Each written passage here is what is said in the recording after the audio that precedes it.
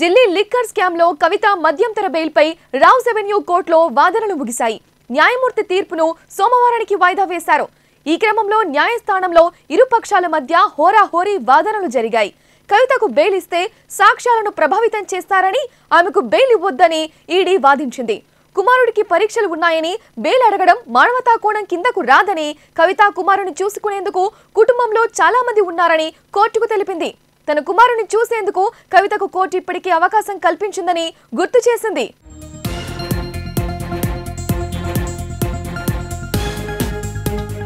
ఈ క్రమంలో ఈడీ కీలక ఆధారాలను కోర్టుకు సమర్పించింది.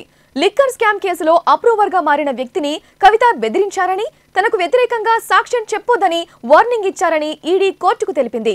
దినేష్ అరోరా అప్రూవర్ గా మారాక అన్ని విషయాలు చెప్పారని కోర్టు దృష్టికి తీసుకువచ్చింది. ఇండో స్పిరిట్ లో కవిత రామచంద్ర పిళ్ళైకి 33% వాటా ఉందని ఈడీ కోర్టుకు చెప్పింది. అంతేకాకుండా 10 ఫోన్లలో డేటాను డిలీట్ చేసి తమకు ఇచ్చారని, తాము నోటీసులు ఇచ్చాక డేటాను డిలీట్ చేశారని అభియోగాలు మోపింది. అదేవిధంగా వందల డివైజెస్ లో డేటాను డిలీట్ చేశారని చెప్పారు. లిక్కర్ కేసులో విచారణ కీలక దశకు చేరుకుందని, ఈ సమయంలో బెయిల్ ఇవ్వొద్దని కోరింది.